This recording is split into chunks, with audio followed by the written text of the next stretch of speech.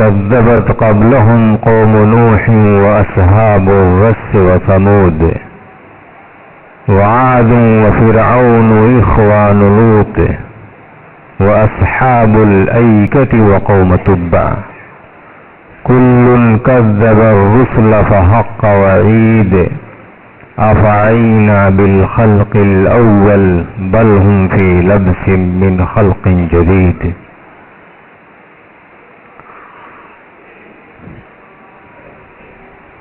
وقال عز وجل في مقام آخر أيضا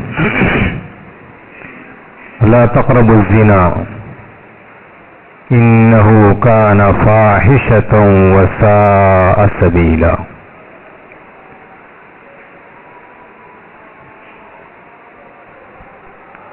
حمد و ستائش عظمت و کبریائی اللہ رب العزت کے لیے ہے.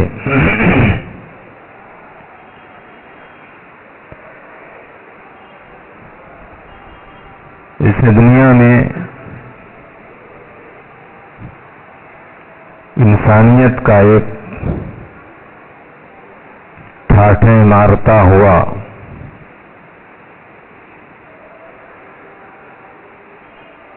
سیلاب کی شکل میں قیامت تک پیدا ہونے والی یہ مخلوق کی ایک تعداد باری تعالی نے اپنی قدرت اور اپنی حکمت اور اپنے نظام کے تحت اللہ تبارک تعالی نے پیدا کیا، جس کی ابتدا حضرت آدم علیہ السلام سے شروع ہوتی ہے اور اس کی انتہا قیامت کے وقوع پر ہوگی.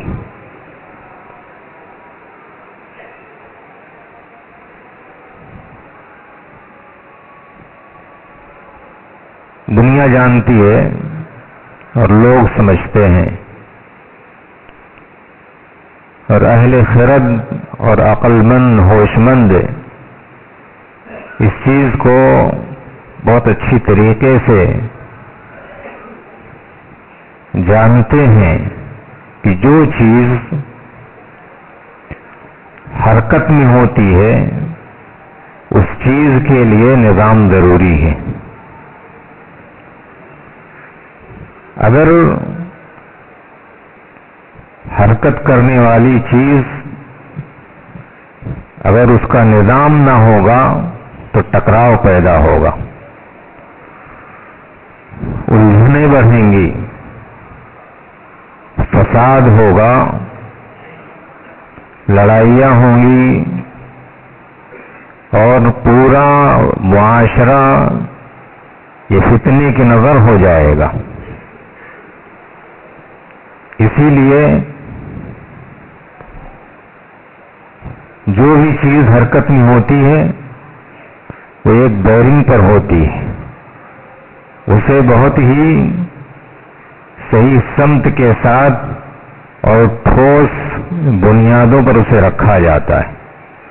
اس کی مثال آپ اپنی سائیکل کو لے لیں کہ اس کا جو پہیا جو گردش کرتا ہے اس کی ایک سمت ہوتی ہے.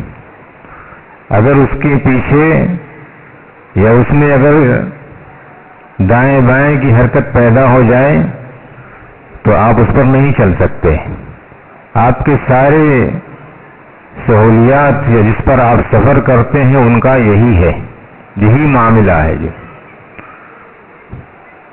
میرے بھائیوں، اور سب سے زیادہ حرکت اگر کسی چیز کے اندر ہو سکتی ہے تو وہ انسان ہے. یعنی اس کا جسم ہمہ وقت وہ حرکت میں رہتا ہے، یہاں تک کہ جب وہ سو جاتا ہے تو اس وقت بھی اس کے جسم کا ایک حصہ وہ ہمیشہ حرکت میں رہتا ہے، اور اگر وہ سو جائے تو پھر انسان ہمیشہ کے لیے سو جاتا ہے. میرے بھائیوں، ایک تمہید تھی جو میں آپ کو بتانا چاہ رہا ہوں کہ انسانیت کی اتنی بڑی تعداد اگر یہ کسی نظام اور دستور کے کہیں یہ نہ چلے اور اس کے اندر لاقانونیت پیدا ہو جائے، لوگ نظام کو نہ سمجھیں اور بلکہ یوں کہہ دیا جائے کہ فطرت کے خلاف کوئی چیز اگر ہونے لگے تو پھر آپ رک کر رہ جائیں گے، آپ کی زندگی ختم ہو جائے گی، آپ کا کوئی کام نہیں ہوگا اور آپ ایک جگہ سے دوسری جگہ حرکت نہیں کر سکتے ہیں۔ میرے بھائیوں، اسی لیے اللہ تبارک و تعالی نے کہ انسانیت کی ریل پٹری پر رہے، انسان ایک دستور اور ایک نظام کے تحت اس دنیا کے اندر زندگی گزارے، ہر قسم کے لوگ، ہر جنس کے لوگ، ہر معیار کے لوگ، سب کے لیے اسلام نے ایک ضابطہ رکھا ہے۔ بچہ، جوان، بوڑھا، سب کے لیے، مرد، عورت، ہر ایک کے لیے اللہ تبارک تعالیٰ نے زندگی گزارنے کا ایک طریقہ دیا ہے اور اصول دیا ہے، اور یہ اصول ایسا نہیں ہے کہ یہ صرف ہم امت مسلمہ کے لیے یا امت محمدیہ کے لیے نہیں، اس سے پہلے بھی جتنی بھی قومیں آئیں دنیا کے اندر، ان قوموں کو اللہ تبارک تعالیٰ نے سب کو شریعت دے کر کے بھیجا ہے، سب کو قانون دیا ہے، دستور دیا ہے، نظام دیا ہے، اور اس نظام کے تحت ہر ایک کو پابند کیا ہے کہ اسی کے تحت وہ زندگی گزاریں گے، اور اگر لوگ اس کے تحت زندگی نہیں گزاریں تو آپ نے دیکھا کہ دنیا میں ان کا کیا انجام ہوا، اور دنیا میں ان کا انجام یہ ایک تو انسان کے اپنے اس عمل بد کے یا مخالف عمل کے ارتکاب کی وجہ سے تو ہوا ہی، اوپر سے اللہ تبارک تعالیٰ کا ان پر عذاب بھی نازل ہو گیا۔ جو فرمائیے سورۃ القاف کی جو آیت میں نے آج کے خطبے کے لیے منتخب کی ہے، وَكَذَّبَتْ قَبْلَهُمْ قَوْمُ نُوحٍ وَأَصْحَابُ الرَّسِّ وَثَمُودَ وَعَادٌ وَفِرْعَوْنُ وَإِخْوَانُ لُوطٍ وَأَصْحَابُ الْأَيْكَةِ وَقَوْمُ تُبَّةٍ۔ کتنی قوموں کا اللہ نے تذکرہ فرمایا کہ کذبت قبلہم قوم نوح، نوح کی قوم نے شریعت کو جھٹلا دیا، نہیں مانا۔ آپ جانتے ہیں شریعت کس چیز کو کہا جاتا ہے؟ شریعت کا نفاذ سب سے پہلے کلمہ توحید سے ہوتا۔ کذبت قبلہم قوم نوح واصحاب الرس وثمود، اصحاب الرس، ثمود، قوم عاد، قوم لوط، اصحاب الایکہ، قوم شعیب، یہ بے شمار قومیں گزر چکی ہیں، اس انسانیت کا حصہ تھی جو، لیکن ان کا نام و نشان نہیں رہا جائے۔ کیوں؟ انہوں نے شریعت کا، دستور اور قانون کا پاس و لحاظ نہیں کیا اور غلطیاں کر بیٹھے، جھٹلایا، نظام کے خلاف عمل کیا، تو اللہ تبارک تعالیٰ نے انہیں دنیا سے نیست و نابود کر دیا، اور طرح طرح کے عذابوں سے اللہ تبارک تعالیٰ نے انہیں دوچار کر دیا۔ میرے بھائیو، انہی انظمہ میں، انہی قوانین میں ایک قانون ہے معاشرتی قانون، معاشرتی قانون، اور یہ معاشرہ آپ سمجھ سکتے ہیں کہ یہ معاشرہ بچوں پر مشتمل ہے، یہ معاشرہ نوجوانوں پر مشتمل ہے، جوانوں پر مشتمل ہے، بوڑھوں پر مشتمل ہے، اس معاشرے کا حصہ عورتیں ہیں، ہاں اس معاشرے کا حصہ مرد ہیں، اور ان کے تمام اقسام ہیں، اس معاشرے کے یہ سب حصے ہیں۔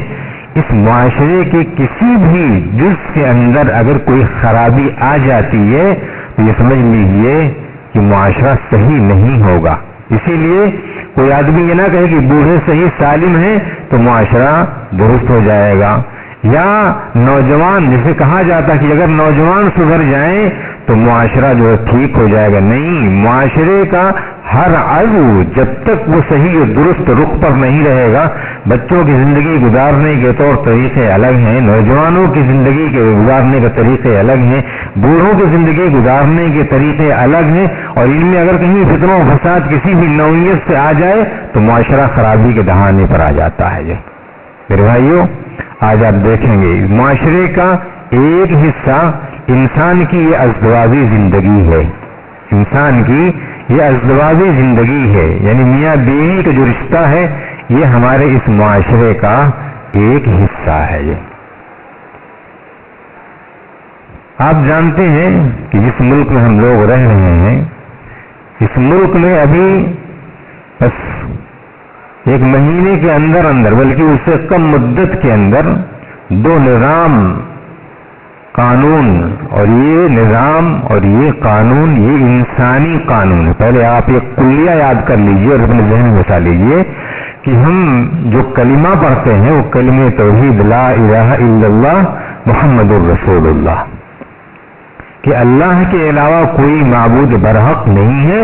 اس کلمے کے ساتھ انسانیت کے ساری معبودوں کو ہم جھٹلاتے ہیں, ہم انہیں ذرہ برابر بھی انہیں کوئی اہمیت نہیں دیتے, چاہے جتنا وہ بھاری بھرکم حجم کے اعتبار سے ہو اور چاہے جتنا اس کو ماننے والے لوگ ہو جائیں, تب بھی ہمارے یہاں اس کی کوئی حیثیت نہیں ہے.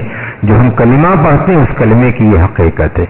اور ساتھ ہی ساتھ اس کلمے کا جو دوسرا جز ہے محمد الرسول اللہ, کہ محمد یہ اللہ کے رسول ہیں. کیا معنی؟ اللہ کے پیغامبر ہیں, اور اللہ نے جو نظام انہیں دستور دیا ہے ہم صرف اسی دستور کو مانتے ہیں.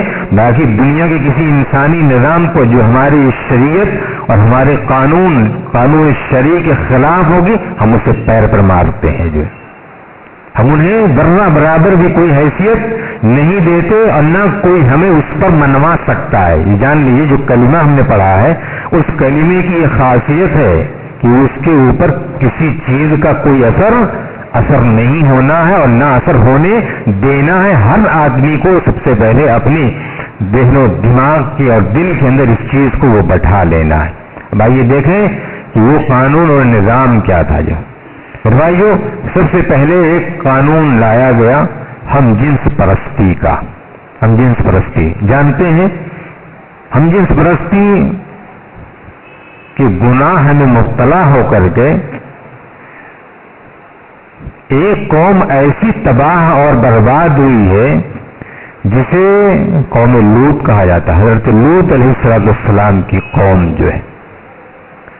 ہم جنس پرستی, مردوں کا مردوں سے اپنی جنسی خواہش پوری کرنا, عورتوں کا عورتوں سے یا دوسری اور اجناس سے انسان اپنی شہوتیں ٹھنڈا کرتا ہے. یہ جنس پرستی, ہم جنس پرستی یہ انتہائی گھٹیا اور بری چیز ہے, اور سماج اور معاشرے کے جو نظام ہے اس نظام کو کھوکھلا کرنے والی ہے, اور معاشرے کے سب سے زہریلا یہ ایسا عمل ہے جو بہت ساری خرابیوں اور برائیوں کو جنم دیتا ہے. طبی نقطۂ نظر سے بھی آپ اگر دیکھیں گے تو بڑی ہی خرابیاں اس کے اندر پائی جاتی ہیں. اخلاقی طور پر آپ دیکھیں گے تو اخلاقی طور پر اس کے اندر خرابیاں پائی جاتی ہیں, اور اسی طریقے سے رشتہ داری کے طور پر بھی آپ دیکھیں گے تو رشتہ داریوں کے طور پر بھی اس کے اندر خرابیاں پائی جاتی. یعنی کوئی بھی ناحیہ اور کوئی بھی گوشہ رشتہ داریوں کا نہیں ہے جو اس سے متاثر نہ ہوتا ہو.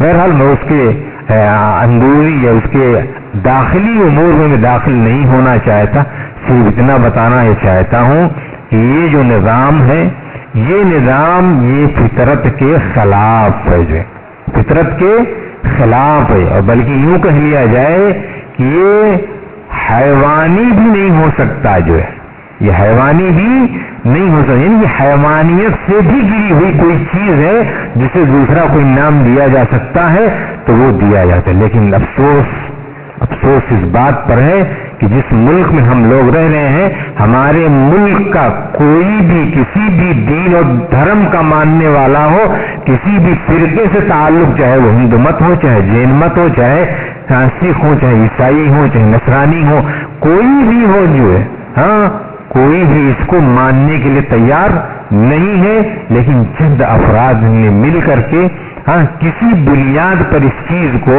میں تو یہی کہوں گا کہ وہ لوگ جن کے یہاں تہذیب اور ثقافت ختم ہو چکی ہے اور وہ اب یہ چاہتے ہیں کہ ہم اپنی تہذیب اور ثقافت کو پوری دنیا کے اندر عام کر دیں، ان کی تقلید ہے۔ ورنہ ہمارا یہ مشرقی جو نظام ہے، ہمارا جو یہ مشرقی وتیرہ اور سماجی جو ہماری معاشرتی زندگیاں تھیں، اس زندگی میں اسے کبھی بھی قبولیت کا درجہ حاصل نہیں ہوگا، اور بھلے ہی یہ قانون ایسا کر دیا گیا ہو اور 7 لوگ ایسا کرنے کے لیے آمادہ ہوں۔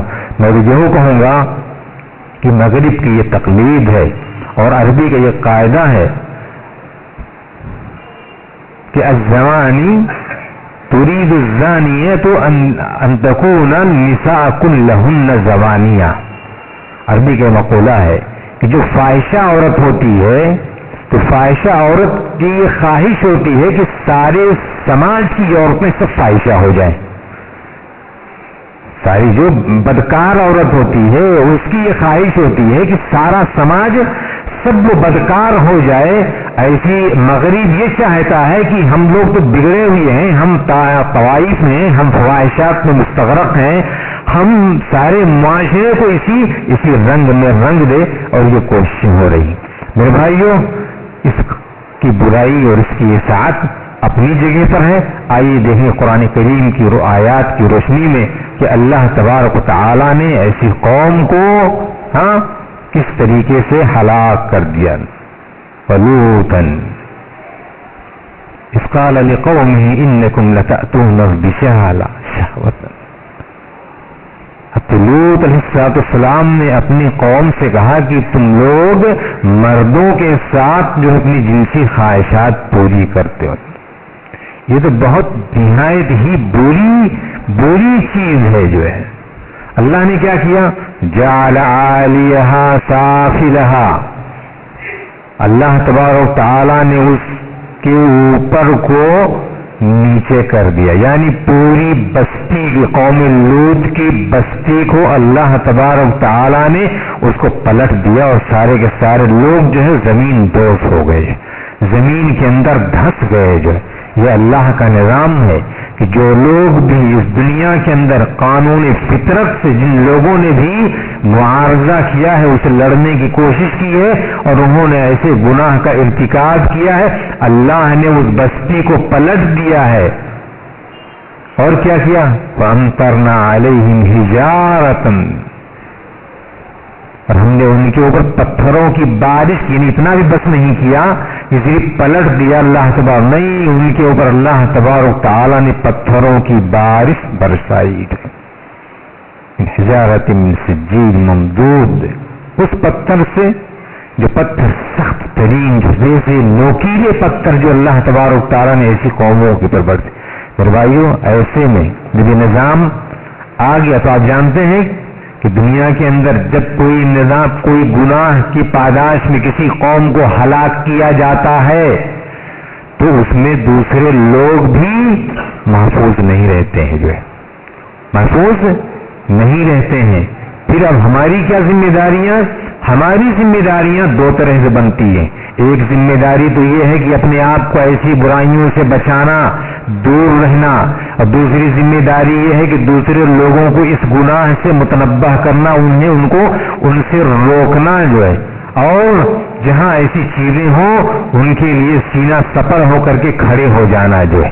تو میرے بھائیوں، سب لوگوں کو یہ سمجھ لینا چاہیے کہ یہ برائی حد درجہ خطیر ہے، انتہائی خطرناک یہ برائی ہے، اور برائی صرف محض اس بدفعلی پر منحصر نہیں ہے، اس سے معاشرے کے اندر برائیاں جنم لیتی ہیں جو ہے میرے بھائیوں۔ اور دوسرا جو نظام اور جو قانون آج کے ملک کے اندر نافذ ہوا ہے، وہ نظام بھی اسی نوعیت کا ہے جو ہے۔ افسوس، ہمارا جو دین ہے، اس دین میں اللہ تبارک تعالیٰ نے فطری زندگی گزارنے کے لیے اور فطرت کے موافق اور اس کے طریقے کے مطابق اپنی شہوت پوری کرنے کے لیے اللہ تبارک تعالیٰ نے نکاح کو جائز قرار دیا اور اس کا صحیح بہترین حل اسلام نے پیش کیا جو ہاں. اور دوسرے ممالک میں بھی اور دوسری جگہوں پر بھی یا دوسری معاشرے کے اندر بھی کچھ اسی نوعیت کا معاملہ تھا اور لوگوں نے اس چیز کو لوگوں نے برتا ہے اور اسی چیز کے مطابق چل رہا تھا. لیکن کچھ خراب ملک اور تہذیب اور تمدن کے نام پر جو لوگ اپنے آپ کو بہت زیادہ لائق اور فائق اور ایڈوانس سمجھتے ہیں ان لوگوں کے ہاں کچھ دوسری نوعیت کی چیزیں آئیں کہ آج اس کے خلاف سب ہو رہا ہے. جیسے پہلا نظام اور قانون ہاں اسے نافذ کر دیا گیا اور یا پھر اسے اعلان کر دیا گیا اور ایسے بد قماش قسم کے لوگ بدبخت قسم کے لوگ جنہوں نے اس پر خوشیاں بھی منائی. ایسے ہی دوسرا جو نظام آپ کے ملک کے اندر آیا وہ ملک بھی بہت ہی گھناؤنا بلکہ یوں کہہ لیجیے کہ ایک قوم کو خوش کرنے کے لیے دوسری قوم کو انہوں نے حد درجہ تکلیف میں مبتلا کر دیا ہے. اور یہ تکلیف میں مبتلا کرنا صرف اس نوعیت کا نہیں ہے کہ نہیں صرف اس سے وہی پریشان ہوگا بلکہ پورا معاشرہ یہ بدکاری کا اڈا بن جائے گا. آج آپ جانتے ہیں نظام کیا ہے کہ ایک شادی شدہ عورت یہ اگر اس کی رضامندی ہے تو وہ کسی بھی یعنی اپنے شوہر کے علاوہ کسی دوسرے سے بھی وہ جنسی خواہش پوری کر سکتی ہے. اب آپ اندازہ لگائیے کہ پھر نکاح کا معنی کیا رہ جائے گا. اس نکاح کا جو مقصد ہے وہ کیا رہ جائے گا کہ یہ شادی شدہ عورت یعنی یہ جانتے ہیں کس وجہ سے ہو رہا ہے یہ عورتوں کے حقوق کے نام پر کہ عورتوں کا ہم نے بہت زیادہ ہم نے ان کو حق دیا ہے اس کے نام پر یعنی یہ بے حیائی کا اور فاحشہ اور طوائفی حق ہم ان کو ادا کر رہے ہیں. یہ ہمارے ملک کی جو ہے عدلیہ اس چیز کو آج قانونی درجہ دینے کے اوپر آمادہ ہے کہ ایک شادی شدہ عورت کسی دوسرے مرد سے اپنی خواہش کے مطابق اگر وہ چاہے تو اپنی جنسی خواہش پوری کر سکتی ہے. نعوذ باللہ وہ بیچارہ لاچار شوہر وہ کیا کرے گا. وہ یعنی وہ پالے پوسے کھانا پانی سے دوسری چیزوں کا انتظام وہ کرے اور یہ عورت اپنی خواہش کے مطابق جہاں چاہے وہاں جائے جس کے ساتھ چاہے وہ جنسی اپنی خواہش پوری کرے.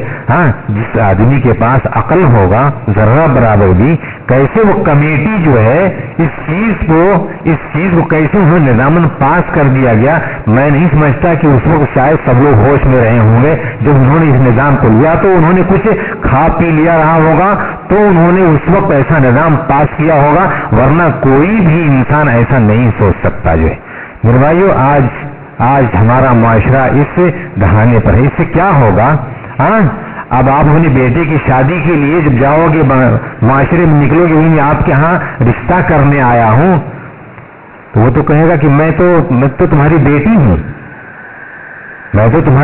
ہوں وہ بیٹا کہے گا میں تو تمہارا بیٹا ہوں. یعنی جب اسی نوعیت کا آپس میں جب معاملہ رہے گا تو پھر یہ بیٹا بیٹی کی تفریق کیسے کر پاؤ گے آپ. اسلام میں ایک شخص کسی عورت سے جا کر کے زنا کر لیتا ہے مرتکب ہو جاتا ہے. جو سمجھ رہے ہیں ہمارے اسلام میں نسلوں کی حفاظت کا جو نظام ہے وہ دنیا کے کسی مذہب میں نہیں ہے. جو زنا کا مرتکب ہو جاتا ہے عورت حاملہ ہو جاتی ہے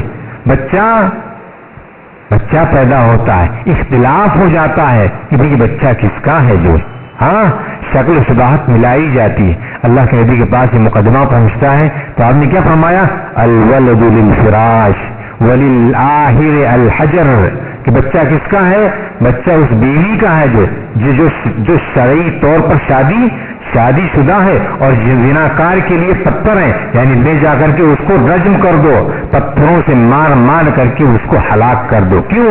تاکہ نسلیں محفوظ رہیں. جو اور یہ جو بازار کا معاملہ ہو جائے گا، ہاں طوائفوں کا اڈا بن جائے گا معاشرہ، اور ہر گھر کے اندر جو یہ تمام چیزیں ہونے لگیں گی، ہاں تو بیچارہ پھر وہ شوہر کیا کرے گا؟ وہ اپنے گھر میں کسی غیر کو دیکھے گا تو بیچارہ وہ کیا کرے گا؟ وہ ہتھیار ڈال دے گا۔ میں نے کبھی بہت پہلے بچپن میں ایک واقعہ پڑھا تھا، انگلینڈ کا واقعہ تھا وہ، کہ ایک افریقی نوجوان تعلیم حاصل کرنے کے لیے انگلینڈ میں آیا اور کسی گھر میں اس نے کرائے پر مکان لیا، وہ رہنے لگا۔ جو وہ شخص بیچارہ تھا نیک وہ، لیکن اس عورت کے جال میں وہ پھنس گیا، جو اس کے گھر کی جو مالکن تھی، اس مالکن کے چکر میں اوپر گیا۔ جو بہرحال جب اس کا شوہر جب گھر میں آتا تو دیکھا کہ دروازہ بند ہے۔ جو آپ کو بتاتا ہوں کہ مغربی تہذیب کیا، وہ دروازہ ہمارے یہاں اگر کوئی بیوی دروازہ بند کرے، دیر تک دروازہ اگر نہیں کھولے کیا کرے گا؟ شوہر دروازہ توڑے گا اور توڑ کر کے اندر داخل ہوگا، کہے گا کہ یہ کچھ معاملہ گڑبڑ ہے۔ جو لیکن نہیں، ان کی تہذیب تھی کہ انہیں کسی کو ڈسٹرب نہ کیا جائے۔ جو خاموش بیٹھا رہا اور بیٹھ کے دروازہ کھلتا ہے تو جانتے ہیں کیا سوال کرتا ہے کہ بیوی ہماری کیسی تھی۔ اب افسوس، آج یہ معاشرہ، وہ معاشرہ کبھی سنا جاتا تھا، آج وہ معاشرہ ہندوستان کے اندر اسے بھی پرہمنے کا آج موقع دیا جاتا۔ میرے بھائیو، وہ عورت کسی گھر میں جائے، ہاں آپ کو اختیار نہیں کہے گی میں تو اب چلی، جو ہے آپ اپنا جو ہے ہاں کچن سنبھالو اور اپنا جو ہے بیڈ روم سنبھالو، جو ہے میں تو اب چلی بھلا۔ آج اس بیماری کو آپ کے ملک کے اندر عام کرنے کی کوشش کی جا رہی ہے۔ میرے بھائیو، آج یقیناً ہم ایک مشکل دور سے گزر رہے ہیں، اور خاص طور سے ان لوگوں کو کوئی پرواہ نہیں ہے جن کا آخرت پر یقین نہیں ہے، اور ہم مسلمان ہیں، ہمیں اس دنیا کی زندگی سے زیادہ ہمیں اپنی آخرت کی زندگی کی اہمیت دیکھنی ہے کہ وہ دنیا ہماری برباد نہ ہو جائے، وہ اخروی زندگی ہماری خراب نہ ہو جائے، اور یہ دنیاوی زندگی اس کی خرابی دنیاوی زندگی کی خرابی کے اوپر جو ہے منحصر کرتی ہے۔ آج یہ میرے بھائیوں رشتہ داریاں، اللہ قرآن کریم کی جو آیت ہمیشہ ہر خطبے میں پڑھی جاتی ہے، یا ایھا الناس اتقوا ربکم الذی خلقکم من نفس واحدہ وخلق منها زوجها وبث منهما رجالا كثيرا والنساء واتقوا الله الذي تساءلون به والارحام۔ ان رشتہ داریوں کے بارے میں یہاں سے پوچھا جائے گا، ایک عورت سے پوچھا جائے گا اس کی رشتہ داری کے بارے میں، تیرا معاملہ تیرے شوہر کے ساتھ کیسا رہا؟ جو ہے شوہر سے پوچھا جائے گا تمہارا رشتہ تمہاری بیوی کے ساتھ کیسا رہا؟ جو آج یہاں پہ شوہر بیوی ہوئی معاملہ ہی نہیں رہے گا، جو ہے کون کس رشتہ داری کا جواب دے گا؟ جو ہے اور یہ نسلیں کیسے محفوظ رہ پائیں گی؟ جب زنا کاری کو قانون کا درجہ دے دیا جائے گا تو پھر کون کس سے سوال کر سکتا ہے؟ میرے بھائی کون کس سے سوال کر سکتا ہے؟ اور پھر یہ نظام میراث جو ہے، ہاں یہ تو ملیہ میٹ ہو جائے گا، مرنے کے بعد کہے گا میں تو اس کا 4 لوگ، وہ مرے گا تو 4 ادھر سے آئیں گے، 4 ادھر سے آئیں گے، 5 ادھر سے آئیں گے، کہیں گے یہ میرا باپ ہے، یہ میرا باپ ہے، یہ میرا باپ ہے۔ جو اور جو لڑائیاں چھڑیں گی اس وقت جو ہے، اسی لیے تو اسلام کیا کہتا ہے؟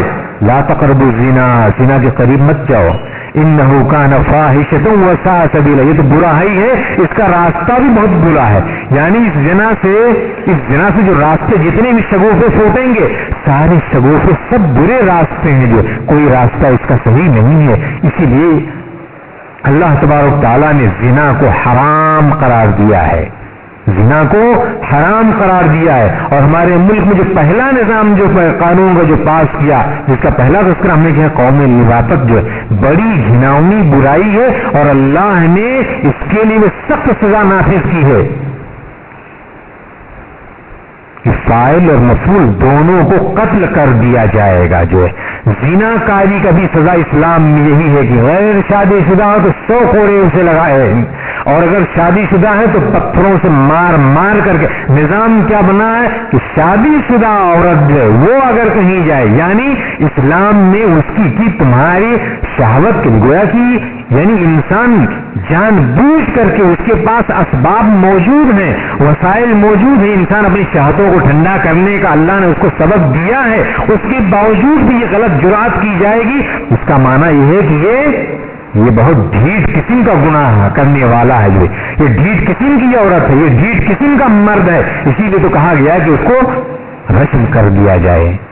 میرے بھائیو، آج اس طریقے پر آج ہمارے ہاں یہ نظام دنیا کے اندر آج نافذ کیا جا رہا. ہم سب کی ذمہ داری ہے کہ ہم معاشرے کی ان خرابیوں ان برائیوں پر پابندی لگائیں, اور اسلام نے جن چیزوں سے منع کیا ہے ان چیزوں سے چاہیے کہ ہم باز آ جائیں, جو اس کی طرف ہم نظر التفات نہ کریں, جو مڑ کر کے ہم دیکھیں بھی نہ اس چیز کو, جو ہے. اور ہمارا جو نظام ہے نکاح کا, شادی کا, بیاہ کا, اور آپس میں ایک دوسرے کے میاں بیوی کے دوسرے کا, سوچئے اسلام کہتا ہے کہ اگر کوئی عورت بغیر کسی سبب کے, کوئی عورت بغیر کسی سبب کے اپنے شوہر سے اگر طلاق کا مطالبہ کرتی ہے فَحَرَامٌ عَلَيْهَا رَائِحَةُ الْجَنَّةِ, تو جنت کی خوشبو اس عورت کے اوپر حرام ہے. صرف اگر وہ اپنے شوہر سے صرف طلاق کا مطالبہ کرے, کوئی وجہ ہے اور کوئی سبب نہیں ہے, کوئی سبب ایسا نہیں ہے, اور اگر وہ ایسا مطالبہ کرتی ہے تو اس کے اوپر جنت کی خوشبو, اور جانتے ہیں کہ جنت کی خوشبو کتنی دور سے مسیرت قضا و قضا, اتنی مسافت سے اس کی خوشبو محسوس کی جاتی ہے. اس عورت کے اوپر اللہ تبارک تعالی جنت کی خوشبو اس کے اوپر حرام قرار دے دیتا ہے. میرے بھائی یہ صرف محض طلاق کے مطالبے پر جو ہے اتنا عظیم یہ رشتہ ہے, لیکن نہیں یاد اس رشتے کے اندر شبہات پیدا کرنے کی. اب بتاؤ کہ کون یہ قانون بننے کے بعد جو کون شوہر بیچارہ وہ شکی نہیں ہو جائے گا, جو ہے یعنی گویا اس کے ذہن و دماغ کے اندر اس کی بیوی کے تئیں شبہ پیدا کر دیا گیا. اب جب دیکھے گا اپنی بیوی کو یقیناً شک کی نگاہ سے دیکھے گا, پتہ نہیں کہاں سے منہ مار کر کے آئی ہوگی. جو یہ پورے مال, اب سوچ لیجیے کہ کیسا نظام بنایا جا رہا ہے.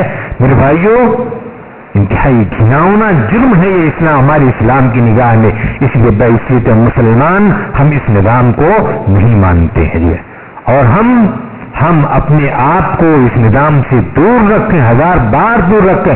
ہمارا دین تو یہ کہتا ہے کہ العینان تزنیان وزناہما النظر, یہ دونوں نگاہیں یہ زنا کرتی ہیں, اور ان کا زنا کسی اجنبیہ عورت کو دیکھنا ہے, یا کسی اجنبیہ عورت کا کسی اجنبی مرد کی طرف شہوت کی نگاہ سے دیکھنا, اس کا اسلام نے منع کیا ہے, پابندی لگائی ہے. والیدان تزنیان وزناہما البطش, اور یہ ہاتھ انسان کے زنا کرتے ہیں, اور زنا کیا ہے, پکڑنا ہے. جو ہے والرجلان تزنیان زناہما المشی, یہ پیر بھی زنا کرتے ہیں, یہ کان بھی زنا کرتے ہیں, یہ زبان بھی انسان کا زنا کرتا ہے. جو یعنی اس نوعیت سے جو نوعیت کسی کو گناہ میں مبتلا کر دے اور انسان اس گناہ کے اندر پڑ جائے, تو آپ سمجھ لیجئے کہ اب انسان کے لیے پھر وہ حرام میں مبتلا ہونا ہے, جو کبیرہ گناہ کا مرتکب ہے, اور بغیر توبہ کے یا بغیر حد کے وہ معاف نہیں ہو سکتا ہے. میرے بھائیوں ہمیں چاہیے کہ ہم اپنے آپ کو اسلامی قانون اور اسلامی شریعت کے مطابق ہم اپنے آپ کو ڈھالیں. ہمارا دین جو کہتا ہے اس دین کے مطابق ہم اپنے آپ کو جو ہے تیار کریں. جو ہم اپنے معاملات کبھی بھی ایسے غیر شرعی عدالتوں کے اندر نہ لے جائیں. ہمارا اپنا نظام ہے, ہمارے اپنی پرسنل لا ہے, اس پرسنل لا کی روشنی میں ہم اپنے نظام کو حل کرنے کی کوشش کریں. اور میں تو یہی کہتا ہوں, ہمیشہ میں نے یہی کہا ہے کہ وہ مرد یا وہ عورتیں جو اپنے گھر کے مسائل کو اپنے اسلام کی روشنی میں حل نہ کر پا کر کے وہ جا کر کے عدالت کے روبرو جاتی ہیں, گویا کہ وہ طاغوتی نظام کی طرف اپنے آپ کو لے جاتی ہیں, اور طاغوتی نظام اسلام میں حرام ہے, اس پر عمل کرنے والے کے لیے کفر ہے, اور وہ کافر کا ٹھکانہ جہنم ہوگا. اسی لیے اپنے معاملات حل کرنا ہو تو اسلامی عدالت میں سب سے پہلے تو آپ اپنے یہاں بیٹھ کر کے حل کر لو. فَبْعَثُوا حَكَمًا مِنْ أَهْلِهِ وَحَكَمًا مِنْ أَهْلِهَا, کبھی کوئی معاملہ پیدا ہو جائے تو آپس کے دونوں کے خاندانوں کے کچھ لوگ بیٹھ کر کے اس معاملے کا نمٹارا کر لیں, اور نہیں تو کچھ بڑے لوگوں کو بلاؤ, شرعی عدالتوں کی طرف جاؤ, وہاں جا کر کے اپنے معاملات حل کرو, تاکہ آپ کو ایسی جگہوں پر نہ جانا پڑے. جو میرے بھائیوں آج یقیناً اس میں دوسروں کی غلطی نہیں ہے, اس میں اگر کوئی غلطی ہے تو ہم اپنے لوگوں کی غلطیاں ہیں یا ہماری ان مسلم خواتین کی غلطیاں ہیں جنہوں نے کچھ سہارا پانے کے لیے ایسے تنکے کا سہارا لیا ہے یا ایسے فاحشہ معاملے کا ایسے قانون کا سہارا لیا ہے جو اسے کبھی بھی دنیا میں نہ خوشی دے سکتا اور آخرت میں اس نے اپنے لیے بربادی کا سامان تو جو کرنا تھا اس نے کر لیا ہے. تو میرے بھائیو یہ نظام یہ وہ قوانین یہ ہمارے شریعت مطہرہ کے متصادم ہیں اور ہماری شریعت چھوڑیں یہ انسان کی زمین کے خلاف ہیں انسان کی فطرت کے خلاف ہیں. یہ حیوانی قانون ہو سکتا ہے حیوانی قانون بھی نہیں بلکہ اس سے بدتر کوئی چیز کہی جا سکتی ہے تو وہ قانون ہے اور ایسے قانون کو یقیناً لوگوں کو پھر سے غور کرنا چاہیے. ہم اپنی عدالت عالیہ سے یہ درخواست کریں گے اور وہاں کی اس کمیٹی کے جو ممبران تھے ہمارے جو ججز تھے ان سے یہ التماس کریں گے کہ اس پر ذرا پھر سے بیٹھ کر کے غور کر لیں. ہمارا جو ملک ہے ہمارا ملک جو ہے یہ گنگا جمنی تہذیب کا پروردہ ہے جو یہاں ہر رنگ ہر نسل کے لوگ رہتے ہیں. یہاں پر یہاں ہماری جو ذہنیت ہے وہ ہماری ذہنیت فحاشی نہیں پسند کرتی ہے عریانیت و بے حیائی نہیں پسند کرتی ہے. یہاں مل جل کر کے رہنا یہاں پر اخلاقی یقدار ہیں ایک دوسرے کے. سوچ لیجئے ہندو مت کے اندر اگر شوہر مر جائے تو بیچاری وہ عورت جو ہے ستی ہو جاتی ہے. آج گویا کہ اس نے راستہ دے دیا ہے کہ جو کہیں بھی جائے تو اپنا تیرا راستہ صاف ہے. سوچ لیجئے یہ ہندو مت کے خلاف نہیں ہے ہندو مت کے خلاف ہے لیکن نہیں آج اس چیز کو قانونی درجہ دے کر کے آج اس چیز کو روا کیا جا رہا عام کیا جا رہا ہے. میرے بھائیو یہ جو نظام دنیا کے اندر برپا ہو رہا ہے اور جو مغربی تہذیبیں جس چیز کا دلدادہ ہیں آج اس چیز کو انسان آج سمجھتا ہے اسے عام کرنے کی کوشش کرتا ہے. آج اغیار سے پوچھو کہ وہ 1 کلو گوشت اگر اپنی تھیلی میں رکھا ہے تو اسے کس قدر اسے حفاظت سے رکھتا ہے لیکن ایسا نہ مکھیاں پڑ جائیں جراثیم اس گوشت کے ساتھ لگ جائے. اور آج یہ 50 کلو 60 کلو کی عورت آج بیچاری یہیں ایسی ہی برہنہ گھوم رہی ہے اسے کوئی پرواہ نہیں ہے. اس کی حفاظت کی معاشرے کو فکر نہیں ہے جو ہے معاشرے کو اس کی فکر نہیں ہے. فکر کرنے کی ضرورت ہے جو ہے اپنی عورتوں کو پردے میں رکھیے انہیں پردہ کرنے کی جو ہے تلقین کیجیے اور ایسی بے حیائی کے اڈوں اور بے حیائی کی جگہوں پر جانے سے انہیں روکیے. یہ ہر ایک سرپرست کی ذمہ داری ہے اور ان کا یہ فریضہ ہے. اللہ تبارک تعالی ہمیں شریعت مطہرہ کے مطابق زندگی گزارنے کی توفیق عطا فرمائے اور وہ قوانین وضعیہ جو ہماری شریعت سے ٹکراتی ہیں ہم ان کا پاس و لحاظ نہ کریں اور نہ ایسے قانون کے آنے کا ہم موقع فراہم کریں. ہمیں اپنی شریعت کافی ہے ہمارا اپنا دین کافی ہے اپنے دین کے مطابق ہم زندگی گزاریں. اللہ تبارک تعالی ہم سب کو اس کی توفیق عطا فرمائے. واخر دعوانا الحمدللہ رب العالمین واقول قولی هذا واستغفر الله ربي من كل ذنب فاستغفروه انه هو الغفور الرحيم.